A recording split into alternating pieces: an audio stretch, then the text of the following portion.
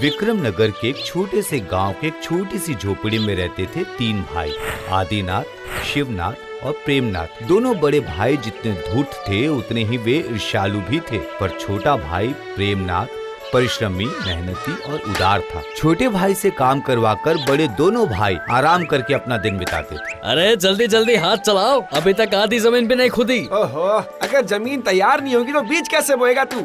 ये काम हो जाए तो फिर ले जाना लकड़ी काट के, कोई बहाना नहीं चलेगा। हाँ, क्या देता हूँ। नहीं भैया, बहाना क्यों बनाऊंगा मैं? आप फिक्र मत करिए, मैं सारा काम कर दूंगा।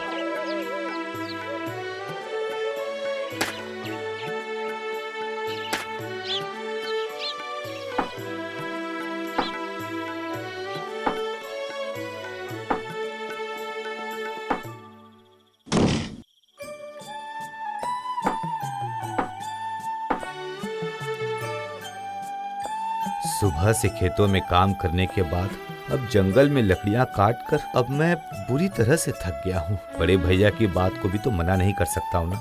ठीक है, अब इन्हें बांध कर घर ले चलता हूँ।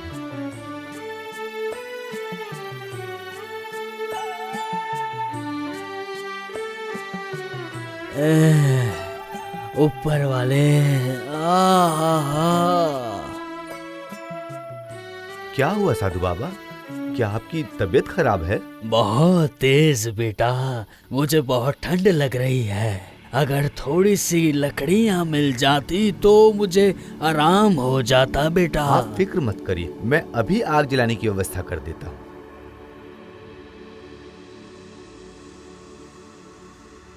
ये क्या कर रहे हो बेटा तुम? ये क्या कर दिया? ये लकड़ियां तो तुमने बहुत ही मेहनत से काटी थी ना। आप उसकी चिंता मत करिए।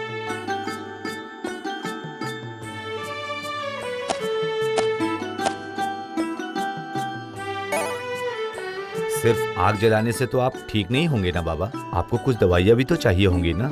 किंतु इस जंगल में... ये जंगल जादुई जंगल है बेटा, यहाँ सारे रोगों की दवाई पाई जाती है। तो फिर बताइए ना बाबा, आपकी बीमारी कैसे ठीक होगी? लगता है तू मुझे ठीक करके ही मानेगा। सुनो, नदी के उस पार लाल फूलों का पेड़ है। अगर तुम जाकर वहाँ से मेरे लिए दवाई ले आओ तो मैं स्वस्थ हो जाऊंगा।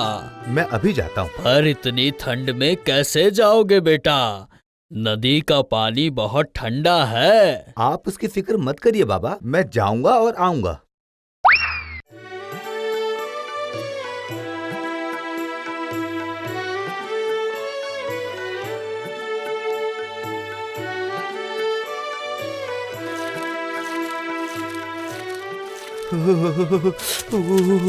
हे ऊपर वाले, साधु बाबा ने जिसके बारे में कहा था, जरूर ये वही पेड़ है। अरे वाह!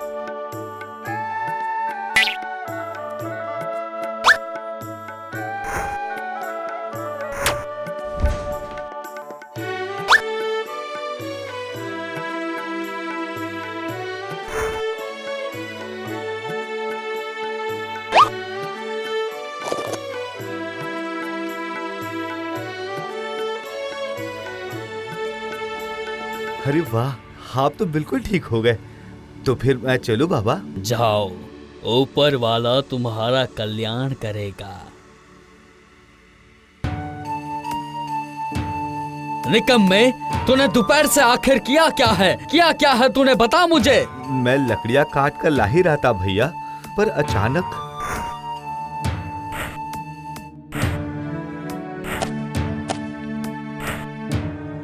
अरे पर तू तो एक भी लकड़ी लेकर नहीं आया, खाना कैसे पकाएंगे हम? आप फिक्र मत करिए भैया, मैं उसका कुछ ना कुछ इंतजाम कर ही लूंगा।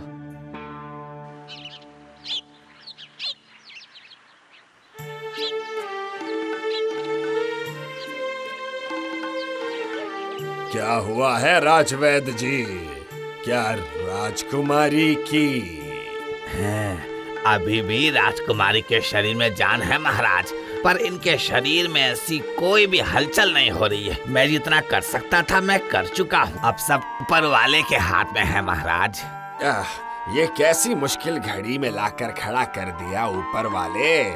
इतनी विशाल संपत्ति, धन, खजाने, क्या किसी के भी बदले मैं अपनी बेटी को बचा नहीं सकता क्या? नहीं नहीं नहीं, ऐसे हार मान लेने से काम नहीं बनेगा। एक आखिरी कोशिश तो मुझे करनी ही पड़ेगी। हाँ हाँ बिल्कुल।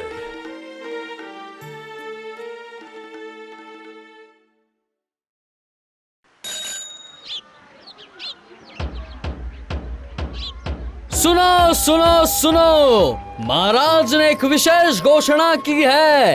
हमारी राजकुमारी चंद्रमुखी एक बहुत ही बुरे रोगों से ग्रसित है। कोई भी वैद्य हकीम उन्हें ठीक नहीं कर पाया। अगर कोई भी उसे स्वस्थ कर देता है तो महाराजा उसे आधा राज्य और राजकुमारी दोनों देंगे। मैंने जो सुना, क्या वो तूने भी सुना? सुना भी और समझा भी। क्या समझा? जितनी जल्दी हो सके हमें जंगल में उस साधु बाबा के पास जाना होगा, तभी हमारा काम बन पाएगा।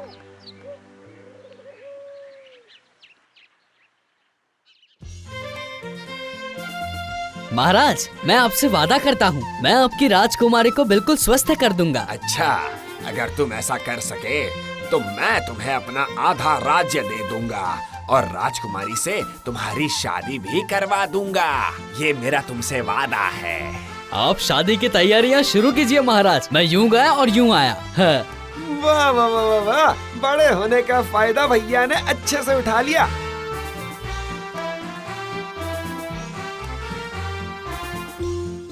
ए देख, वो रहे साधु बाबा ध्यान में बैठे हुए हैं। जाकर उनके पैर पकड़ लेता हूँ मैं। बाबा जी मुझ पर दया कीजिए। अरे अरे, ये क्या कर रहे हो तुम? अरे बेटा उठो। तुम हो कौन बेटा? जी बाबा, मैं वो लकड़ी काटने वाले का भाई हूँ जो आपकी मदद करने आया था ना कल। अच्छा, वो लड़का, वो तो बहुत ही अच्छा लड़का है, पर तुम्हें क्या चाहिए? हमारी राजकुमारी की तबीयत बहुत ही खराब है बाबा। हकीम वैद्य कोई भी ठीक नहीं कर पाया उसे। अब आप ही कुछ कीजिए। समझ गया, तुम उसे ठीक करना चाहते हो, यही ना? हाँ, अगर आप मेरी थोड़ी मदद कर दे तो बाबा। अच्छा ठीक है। इस जंगल के अंत में जो पहाड़ है उस पर एक नींबू के पेड़ है, समझ गए? उस नींबू के रस को राजकुमारी को पिलाकर वो एकदम ठीक हो जाएगी, समझ गए तुम? ठीक है बाबा, ठीक है। वहाँ तो मैं एकदम आसानी से चला जाऊंगा बाबा।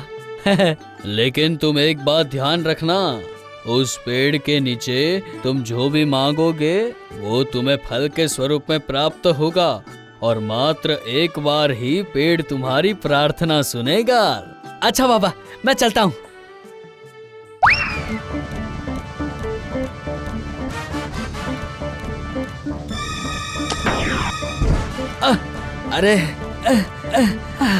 अरे कितना बेकार रास्ता है। मेरी तो सांस ही फूलने लगी है। ऊपर वाले, और तो और मैंने सुबह से कुछ भी तो नहीं खाया है।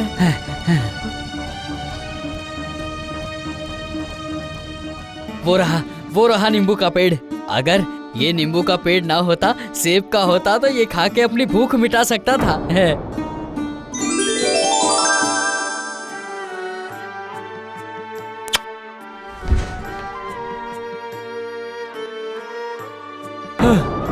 अला, ये क्या हो गया? मैंने जो सोचा था ये तो वही होगा। अब मैं नींबू कहाँ से लेकर आऊं? हाय हाय हाय हाय हाय।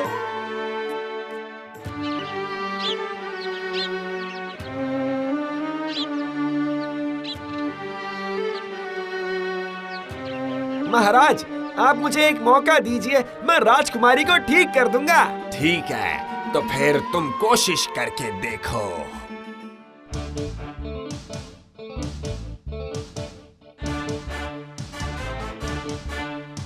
तुम्हें राजकुमारी के लिए दवाई चाहिए ना? हाँ बाबा। ठीक है, इस रास्ते के अंत में जो पहाड़ है उससे पहले जो नींबू का पेड़ है, अगर तुम उस नींबू को तोड़ के लाने में सफल हो गए तो राज्य और राजकुमारी दोनों ही तुम्हारी हो जाएगी। लेकिन सावधान, उस पेड़ के सामने जाकर कुछ सोचना मत, समझ गए? हाँ हाँ बाबा।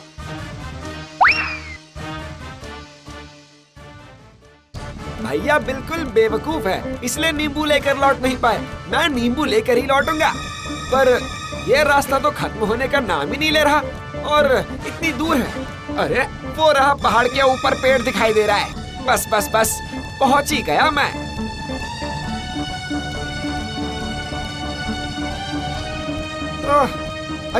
अगर ये एक नींबू का पेड़ ना होकर एक बरगद का पेड़ होता तो उसकी छाया में थोड़ा सो लेता। अरे ये क्या है? ये क्या हो रहा है? नींबू का पेड़ तो बरगद का पेड़ बन गया। अब मैं क्या करूं? और मुझे तो बहुत जोरों की नींद आ रही है। ओह, मेरी तो आंखें भी बंद हो रही है। अरे मैं भी नहीं कर पाया मुझसे। तुम कर पाओगे युवक? क्या तुम कर पाओगे? आप मुझे आशीर्वाद दीजिए महाराज। मैं तुम्हें आशीर्वाद देता हूँ युवक, तुम सफल हो। आपका आशीर्वाद चाहिए बाबा। मेरा आशीर्वाद हर समय तुम्हारे साथ है बेटा। अब जाओ जाओ, ऊपर वाला तुम्हारा मंगल करेगा।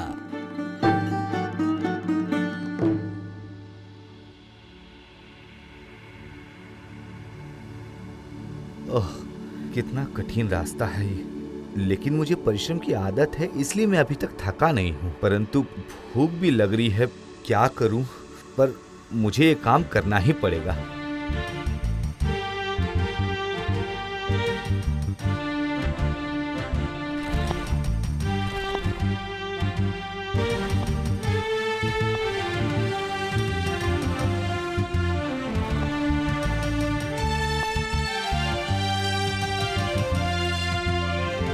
ये रहा, सामने ही है वो पेड़। अगर बड़ा कुछ पाना है तो छोटी परेशानियों के बारे में सोचना नहीं चाहिए। कैसे भी हो, मुझे ये नींबू ले जाकर राजकुमारी के प्राण बचाने ही पड़ेंगे और मैं ये करके रहूंगा।